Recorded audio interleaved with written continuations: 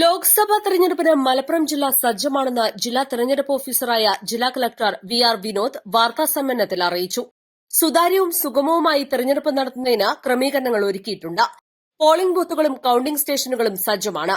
119 auxiliary ബൂത്തുകളടക്കം 2894 polling ബൂത്തുകളാണ് ജില്ലയിലുള്ളത്.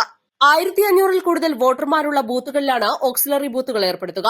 നിലവിലെ polling ബൂത്തിനോട് ചേർന്ന് തന്നെയാണ് അധിക ബൂത്ത് സൌകര്യവും ഏർപ്പെടുത്തുക. അന്തിമ വോട്ടർ പട്ടിക പ്രസിദ്ധീകരിക്കുന്നതോടെ ഓക്സിലറി ബൂത്തുകളുടെ എണ്ണത്തിൽ ചെറിയ വ്യത്യാസമുണ്ടാകും.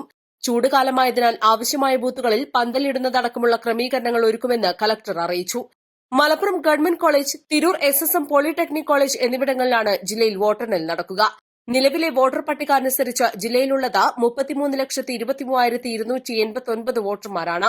അന്തിമ വോട്ടർ പട്ടിക വരുമ്പോൾ എണ്ണം ഇനിയും വർദ്ധിക്കും. വോട്ടർ പട്ടികയിൽ പേര് ചേർക്കുന്നതിന് മാർച്ച് 25 വരെ അവസരം നൽകിയിരുന്നു. ഇതിൽ പേര് ചേർത്തവരെ കൂടെ ഉൾപ്പെടുത്തിയാണ് അന്തിമ വോട്ടർ പട്ടിക പ്രസിദ്ധീകരിക്കുക.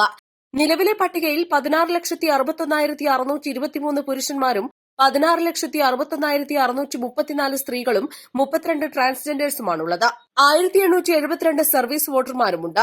തിരഞ്ഞെടുപ്പിനോടനുബന്ധിച്ച് കൺട്രോൾ റൂം പ്രവർത്തനം ആരംഭിച്ചിട്ടുണ്ട്. ജില്ലാ പഞ്ചായത്ത് ഓഫീസിലാണ് കൺട്രോൾ റൂം പ്രവർത്തിക്കുന്നത്.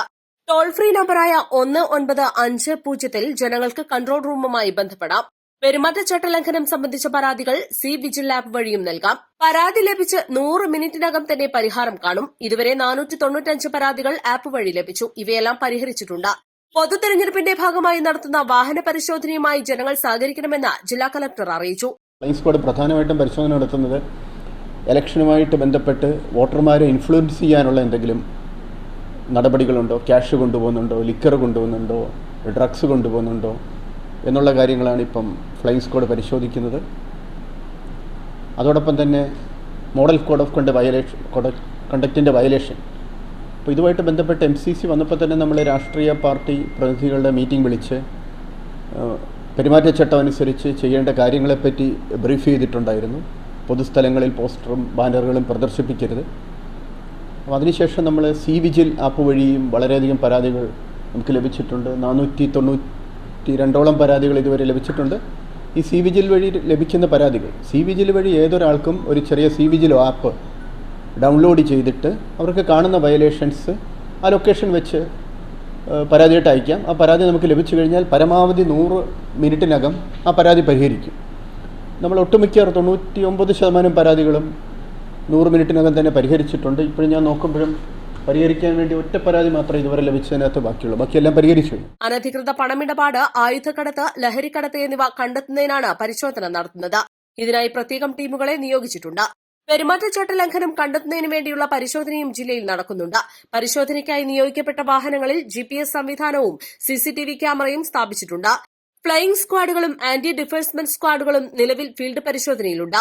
വിജ്ഞാപനം വരുന്ന വ്യാഴാഴ്ച മുതൽ എല്ലാ നിയോജക മണ്ഡലങ്ങളിലും സ്റ്റാറ്റിക് സർവൈലൻസ് ടീമുകളും നിരീക്ഷണം നടത്തും. തെരഞ്ഞെടുപ്പ് നിരീക്ഷകർ ഇന്ന് ജില്ലയിലെത്തിയിട്ടുണ്ട്. ചെലവ് നിരീക്ഷകരായ ആദിത്യ സിംഗ് യാദവ്, പ്രശാന്ത് കുമാർ സിൻഹ എന്നിവരാണ് ബുധനാഴ്ച രാത്രിയോടെ എത്തിയത്.